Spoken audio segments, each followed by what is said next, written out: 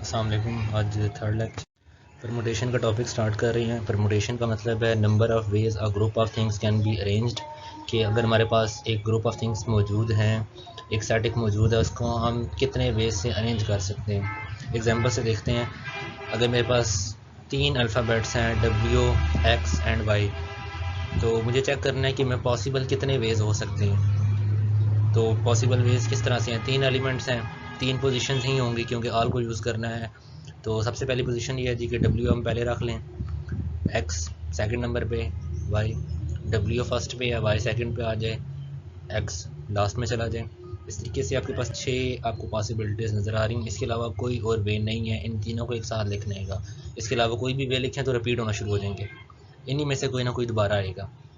ठीक है, तो परमुटेशन बेसिकली हमने बताना है कि कितने वेज हैं, हमने लिखना नहीं है, हमारा काम इनको लिखना नहीं है, हमारा काम सिर्फ काउंटिंग करके बताना होगा कि कितने वेज हो सकते हैं। तो परमुटेशन का फार्मूला है NPR। कैलकुलेटर पे P लिखा होता है, जैसे C लिखा है इसी तरह P भी होता है। NPR is equal to N factorial divided by N minus R factorial. और परमुटेशन को की नोटेशन एक और भी है, PNR। आर पे क्या कंडीशन है, आर एन से या तो लेस होगी या इक्वल होगी, आर एन से ग्रेटर नहीं हो सकती। एन क्या है, एन है नंबर ऑफ टोटल वैल्यूज़। जैसे अगर मैं अल्फ़ाबेट्स की बात करूं तो मेरे पास टोटल अल्फ़ाबेट्स 26 हैं और मैंने आपको कहा जी इसमें से कोई से 3 चूज़ करने हैं। तो अल्फ़ाबेट 26 वो एन हो गया, चूज़ कितने करने हैं, 3 चूज़ करने हैं, तो आर की वैल्यू क्या होगी, है 3। ये नंबर ऑफ़ प्लेसेस होंगी कि कितनी प्लेसेस पे हमें फिल करना है। अब इसी क्वेश्चन को देखते हैं, ये जो W(x, y) वाला है, फॉर W(x, y) n की वैल्यू भी 3 है, r की वैल्यू भी हमारे पास 3 है। तो n की जगह पे 3, P3 which is equal to 3 factorial divided by 3 minus 3 factorial. ठीक है, डिवाइड बाय 3 माइनस 3 फैक्टोरियल।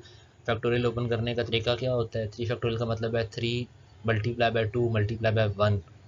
ठीक है, 5 फैक्टोरियल है तो 5 multiply by 4 multiply by 3 multiply by 2 multiply by 1, 1 तक लेकर जाना है। 3 माइनस 3 जीरो फैक्टोरियल, और जीरो फैक्टोरियल का डायरेक्ट आपके पास एक आपने याद रखना है, जीरो फैक्टोरियल क्या होता है, 1 के इक्वल होता है। तो हमारे पास कितने पॉसिबल वेज निकले हैं फार्मूले के ज़रिए, 6 पॉसिबल वेज। और हमने अगर डायरेक्ट फाइंड किया तो वो भी कितने हैं, 6 पॉसिबल वे। चले यहाँ पे 3 नंबर थे तो हमने फाइंड कर लिया, हम निकाल के भी उसको काउंट कर लिया कि वो 6 हैं। परमुटेशन की ज़रूरत अब हमें आएगी जब हमारे पास टर्म्स बहुत ज़्यादा होते हैं। जैसे मैंने अल्फ़ाबेट का बताया कि 26 अल्फ़ाबेट्स हैं, उसमें से आपने कोई 3 चूज़ करने हैं। तो आप कैलकुलेटर से करके चेक करें 26P3, तो आपको पता चलेगा कितने पॉसिबल वेज हैं। वो आप सारे लिख नहीं सकते, ठीक है, काउंटिंग में नहीं आ सकते, आप लिख नहीं सकते।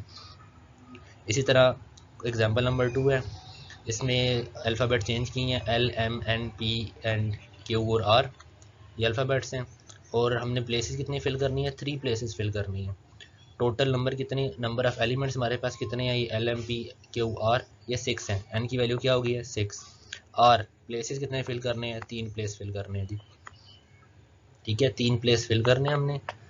तो 6P3 टोटल, एन की value 6, 6P3 which is equal to 6 factorial divided by 6 minus 3 factorial. Formula वही है, NPR is equal to N factorial divided by N minus R factorial. Open किया, सोल्यूशन किया, तो ये 122 वेज बन रहे हैं। ठीक है, वो 26 अल्फ़ाबेट्स तो बहुत दूर की बात है, आप सिर्फ ये 6 को कर लें, हम इसको भी 126 वे से लिख सकते हैं। तो वो अगर लिखना शुरू करें तो हमारे लिए पॉसिबल ही नहीं है। ठीक है, चलिए। अच्छा, इसी क्वेश्चन को करने का एक और वे भी है, जो हमने पहले प्रोडक्ट रूल या जो रूल पढ़े थे ना, सम रूल और प्रोडक्ट रूल, उस तरीके से भी ये सॉल्व हो सकता है। देखें, अगर हमारे पास, ठीक है, हमारे पास टोटल अल्फ़ाबेट्स यहाँ पे कितने जा रहे हैं, हमारे पास 6 हैं, यानी LMPQR 6 हैं। ठीक है, पोजीशंस कितनी हैं, 3। देखें फर्स्ट पोजीशन, मेरे पास पॉसिबिलिटी कितनी है, इन 6 में से कोई भी चूज़ हो सकता है। इन 6 में से कोई भी चूज़ करने का मतलब है कि फ़र्स्ट पोजीशन पे हम 6 में से कोई भी लिखा जा सकता है। तो इनमें से यहाँ पे पॉसिबिलिटी कितनी है, 6 की है। अब एक जब हमने फर्स्ट प्लेस पे रख दिया है तो वो एक ख़त्म हो चुका है, अब पीछे कितने रह गए हैं, 5। तो सेकंड प्लेस पे कितनी पॉसिबिलिटी है, 5। 5 में से दोबारा एक इस पोजीशन पे आ गया, वो इनमें से कोई भी हो सकता है। लेकिन जब उस पोजीशन पे रख देंगे तो अब हमारे पास जो ये नंबर्स, ये अल्फ़ाबेट्स रह गए हैं, ये 5 नहीं, ये 4 रह गए हैं। तो लास्ट प्लेस पे हमारे पास कितनी चॉइसेस हैं? 4 चॉइसेस हैं। और यहाँ पे अगर हम वो प्रोडक्ट रूल अप्लाई करें तो बेसिकली यही बन गया। ठीक है, नेक्स्ट हमारे पास एक थ्योरम है। इस थ्योरम की स्टेटमेंट ये है जी कि if and R positive integers, N और आर दोनों पॉजिटिव है, यानी 0 से ग्रेटर है, ग्रेटर का मतलब 1 से स्टार्ट होंगे, 0 नहीं हो सकते। तो एक फार्मूला है जो NPR का पहले फार्मूला पढ़ा था, ये फार्मूला कहते हैं, इसकी एक न्यू नोटेशन भी हो सकती है, ये n factorial divide by n minus R factorial.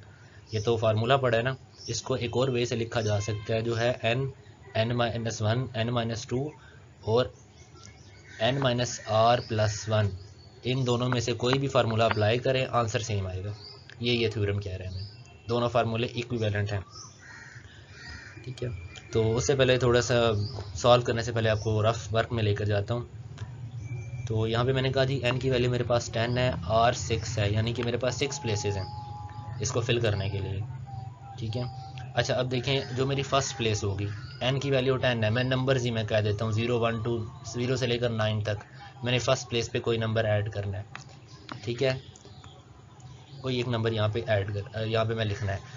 तो अगर मैं कोई एक नंबर यहाँ पे लिख देता हूँ तो मेरे पास फर्स्ट प्लेस पे कितने चॉइसेस होंगे? टोटल मेरे पास 0 से 9 तक हैं, तो मेरे पास 10 चॉइसेस हैं। 0 को अगर मैं काउंट करूँ तो मेरे पास 10 चॉइसेस हैं, यानी फर्स्ट प्लेस पे मेरे पास 10 चॉइसेस हैं।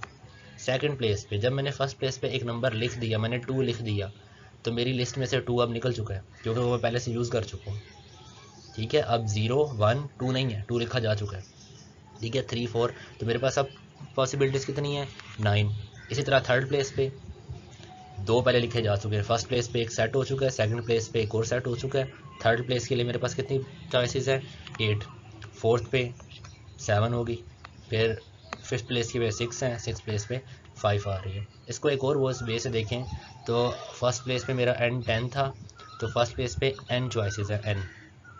सेकंड प्लेस पे चॉइसेस 9 आई है, 9 बेसिकली क्या? 10 माइनस 1, 10 क्या था? n था, तो ये क्या बन गया? n minus 1। थर्ड प्लेस है तो 8 आंसर है मेरा, तो 8 क्या बन गया?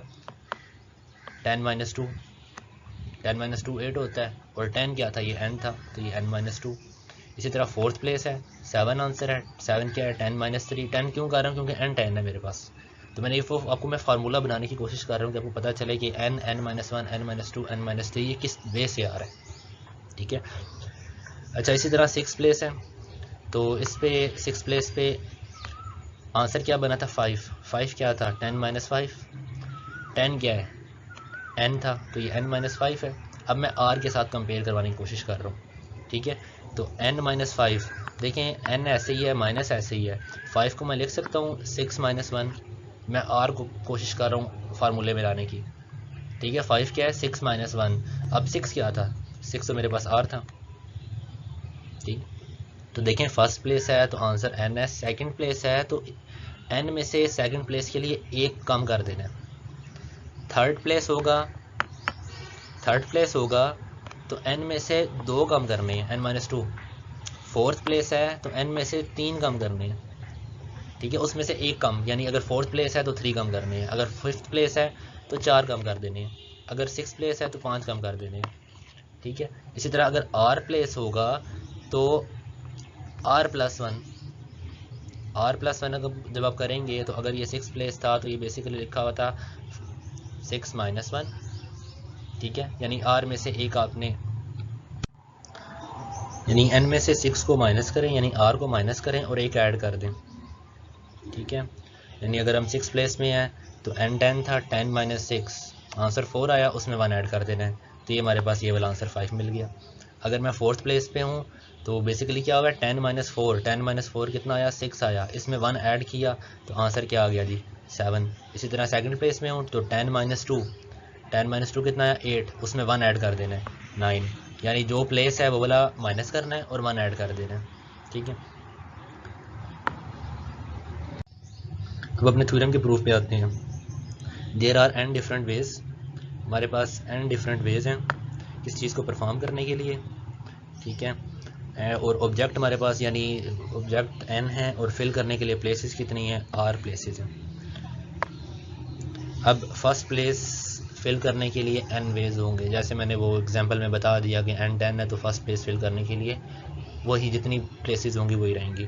सेकंड फिल करने के लिए मेरे पास n-1 प्लेसेस होंगे। थर्ड के लिए n-2, ये सारा मैंने यहाँ साइड पे बताया हुआ है कि n-1 n-2 क्या है, ठीक है। और अगर r प्लेस है तो r प्लेस के लिए क्या n-r-1 यानी n-r+1 जो हमने यहाँ पे जिस तरीके से फाइंड किया था, ठीक है। अच्छा, अब हम प्रोडक्ट रूल के ज़रिए आगे चेक करते हैं।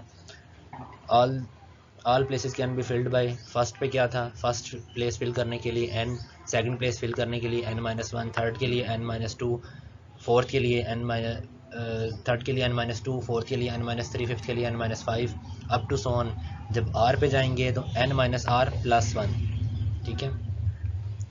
अच्छा जी, अब जो डेफिनेशन है हमारे पास परमुटेशन की, अगर n ऑब्जेक्ट्स हों, r पोजीशंस फिल करनी है तो npr का फार्मूला क्या है, n factorial divided by n-r factorial, ठीक है। ये फार्मूला माइंड में रखना है। दो इक्वेशंस आ गई हैं, एक हमने वो वेज निकालने हैं, number of ways, equation number 1, ठीक है, ये वाली इक्वेशन, और सेकंड नंबर पे इक्वेशन नंबर 2, ये दो चीज़ें हमारे पास आ चुकी हैं। अब इसको प्रूव करने के दो वेज हैं हमारे पास, दो मेथड हैं। फर्स्ट मेथड ये है कि मैंने npr का फार्मूला लिखा, n factorial divided by n-r factorial, ठीक है। ऊपर मैं n फैक्टोरियल को ओपन कर रहा हूँ। n फैक्टोरियल का मतलब है n.n-1, n-2, n-3, n-4, इसी तरह up to so on n-r+1, n-r, n-r-1, n-r-2 up to so on 3, 2, 1 वहाँ तक जाना है, ठीक है। तो वही चीज़ मैंने यहाँ पे लिखी है कि n-1, n-2 up to so on n-r+1। इस चीज़ को मैं नेक्स्ट एक्सप्लेन कर रहा हूँ कि ये मैंने किस तरह से लिखा है, ठीक है। तो n-r फैक्टोरियल पे इसको क्लोज किया, ये मैं भी एक्सप्लेन करता हूँ थोड़ा सा आगे जाके, ठीक है। तो n-r फैक्टोरियल और n-r फैक्टोरियल आपस में कैंसिल हो गए हैं, तो हमारे पास जो टर्म रह गया वो n-1, n-2 up to so on n-r+1। तो यही हमने प्रूव करना था, हमने प्रूव ये करना था npr is equal to n factorial, और ये फर्दर ये वाली चीज़ फर्दर इसके इक्वल है, प्रूव हो चुका है। सेकंड मेथड के लिए मैं इक्वेशन नंबर 1 यूज़ कर रहा हूँ। R places of n objects will be filled in ways, यहाँ पे वेज लिखा है जो आपको नज़र नहीं आ रहा, वो जो मैंने इक्वेशन नंबर 1 में लिखा था क्या था, n into n-1, n-2 up to so on n-r+1, वही इक्वेशन नंबर 1, ठीक है। इसको हम फर्दर क्या लिख सकते हैं, n-1, n-2 up to so on n-r+1, ये चीज़ ऐसे लिखी है यहाँ पे n-r। अगर मैं इसमें से इस टर्म में से एक और काम करूँ तो ये क्या बनेगा, n-r+1 -1 माइनस कैंसिल, तो यहाँ क्या रह गया जी n-r, ठीक है। यानी इससे नेक्स्ट टर्म क्या बननी चाहिए, एक टर्म कम करते होते हैं ना, तो वो n-r बनती है। उससे नेक्स्ट टर्म क्या बनेगी, n-r-1, उससे next term n-r-2 up to so on 3, 2, 1। तो इस टर्म से मैंने मल्टीप्लाई कर दिया है और इसी टर्म से डिवाइड कर दिया है। क्यों किया है, क्योंकि मुझे ऊपर n फैक्टोरियल चाहिए फार्मूला बनाने के लिए। तो आप देखें n, n-1, n-2 ये पूरी टर्म लिखी हुई है और ये किस चीज़ के इक्वल है, n फैक्टोरियल के इक्वल है। नीचे वाली टर्म n-r, इससे नेक्स्ट टर्म इससे एक कम है r-1 अप टू सॉन 3, 2, 1 जा रही है, ये क्या बन गया n-r का फैक्टोरियल, ठीक है, n-r फैक्टोरियल। और ये वाला पूरा किस चीज़ का फार्मूला है, npr का, ठीक है, npr का फार्मूला है। तो ये प्रूफ ख़त्म हो चुका है।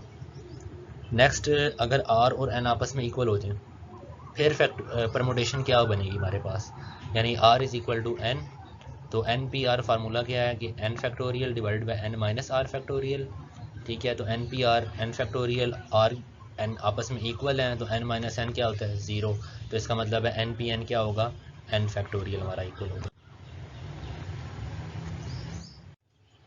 कुछ क्वेश्चंस हैं जो आपके लिए हैं, सिंपल सा ये फार्मूला है, इसको फार्मूला ओपन करना है।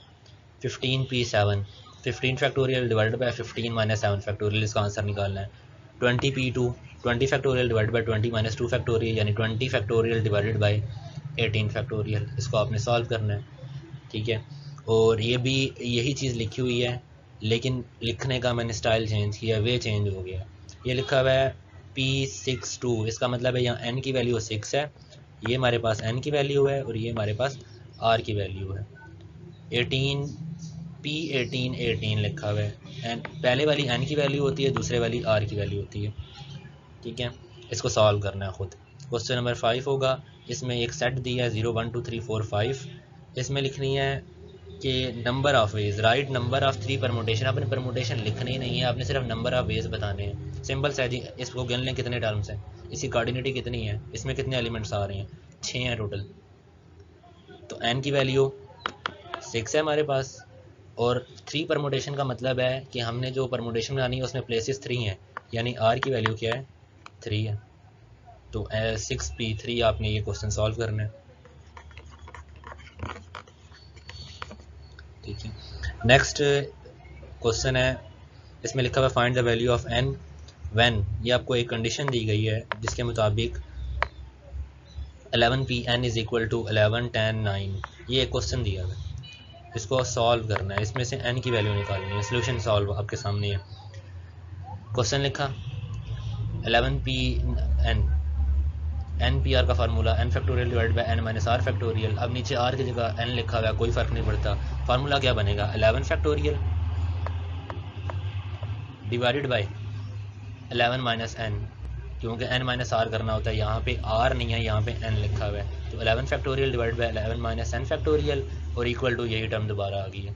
अब 11 फैक्टोरियल को हम क्या लिख सकते हैं, 11.10.8 9.8.7 अप टू सो ऑन। तो इस चीज़ को हम ये की कर सकते हैं कि अगर मेरे पास कहीं 11 फैक्टोरियल लिखा हुआ है तो मुझे जो चीज़ रिक्वायर्ड है, जैसे मुझे 11 10 9 रिक्वायर्ड है ना, तो इससे आगे बनता क्या है 8 7 अप टू सो ऑन 3 2 और 1। तो अगर मैं इस पूरे को क्लोज कर दूं तो ये तो बन जाएगा 8 का फैक्टोरियल। तो मैंने ये टर्म यहाँ लिखी है 11 10 9 और साथ 8 फैक्टोरियल, क्योंकि ये टर्म मुझे कटिंग करनी थी, दूसरी साइड में मुझे नज़र आ रही थी। ठीक है, तो ये दो टर्म कैंसिल हो गई हैं। यहाँ पे 8 factorial divide by 11 minus n factorial is equal to 1 रह गया, क्योंकि कट होकर 1 आ गया। अब ये टर्म इधर मल्टीप्लाई कर दें इस साइड पे, तो 8 factorial is equal to 11 minus n factorial. देखें दोनों तरफ फैक्टोरियल आ रहा है, दोनों टर्म इक्वल है। जैसे अगर लिखा हो x का square is equal to 2 square, तो हम कहेंगे x is equal to 2। Same इसी तरह 8 का factorial 81 8 factorial is equal to 11 minus n factorial. इसका मतलब है अगर फैक्टोरियल इक्वल है तो अंदर वाली टर्म भी इक्वल होगी। तो 8 is equal to 11 minus n, तो n is equal to n उस साइड पे चला गया, 8 इस साइड पे चला गया, 11 minus 8 which is equal to 3। Question complete. Last question है np4 ratio n minus 1p3 is equal to 9 ratio 1। Find n की वैल्यू फाइंड करनी है। रेशो का मतलब आपको पता है, रेशो का मतलब डिवाइड होता है। तो क्वेश्चन लिखा, रेशो को डिवाइड में चेंज किया, इसके बाद क्रॉस मल्टीप्लाई कर दिया दोनों साइड में, सॉल्व करने के लिए, सिंप्लीफाई करने के लिए। ठीक है, तो यहाँ पे फार्मूला ओपन किया np4 का, n factorial divide by n minus 4 factorial.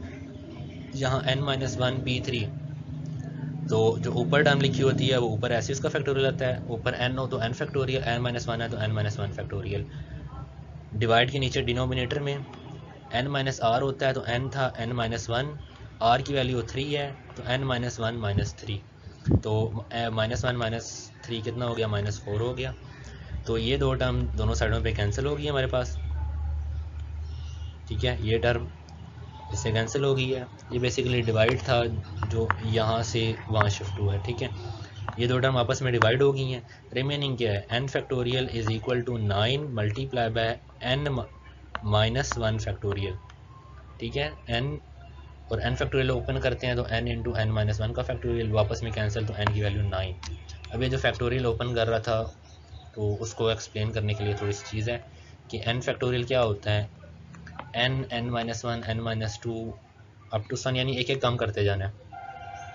अगर दरमियान में कोई टर्म है उसको भी हम लिख सकते हैं, यानी n माइनस 1 n माइनस 2, दरमियान में कोई आर्बिट्रेरी एलिमेंट आ गया r, तो n minus r plus 1 n minus r। अगर ये n माइनस r है तो इससे अगली टर्म में एक ज़्यादा होगा, यानी 1 ऐड होगा, इससे पिछली टर्म में एक 1 कम होगा, क्योंकि फैक्टोरियल वाले में 1 1 का डिफरेंस आ रहा होता है, मल्टीप्लाई करना होता है, लेकिन सारे टर्म में 1 1 का डिफरेंस आ रहा होता है। ठीक है, तो वही चीज़ यहाँ पे लिखी गई है। अब जैसे मेरे पास अगर है 100 फैक्टोरियल, क्या होता है 100 99 98, कहीं ना कहीं जाके दरमियान में 60 भी तो आएगा, 60 आएगा तो 59 भी आएगा। इससे पहले 61 भी लिखा होगा। तो ये अगर 60 या ये n माइनस आर है तो ये n माइनस आर प्लस 1 है, ये n माइनस आर माइनस 1 है, ये वाली term n minus R minus 1 है। ठीक है, अगर मैं इस फैक्टोरियल को, अगर मुझे सिर्फ पहली दो टर्म चाहिए थी 100 और 99, तो मैं इसको लिख सकता हूँ 100 मल्टीप्लाई बाई 99 और बाकी टर्म को मैं एक साथ लिख दूँ। अब ये पूरी टर्म क्या लिखी हुई है, ये तो 98 का फैक्टोरियल है। सेम इसी केस पे मैंने थ्योरम में भी n माइनस आर का फैक्टोरियल बनाया था। ठीक है, n माइनस आर का फैक्टोरियल बनाया था, और इसी पे अभी ये प्रीवियस क्वेश्चन में इस जगह पे मैंने n फैक्टोरियल को n into n minus one factorial बनाया है, क्योंकि मुझे n minus one factorial n minus one factorial से कैंसिल करना था।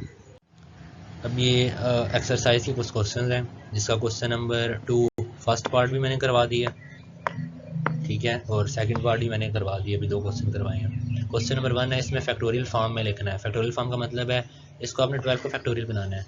कैसे बना सकते हैं 12 फैक्टोरियल बनाने के लिए? इसके बाद क्या होना चाहिए, 9 8 7 सारी टर्म लिखनी चाहिए, यानी इसके बाद क्या लिखा होना चाहिए, 9 फैक्टोरियल आना चाहिए यहाँ पे। अगर ये हमें ऊपर टर्म चाहिए तो हमें डिवाइड में भी इस टर्म को लिखना पड़ेगा 9 फैक्टोरियल।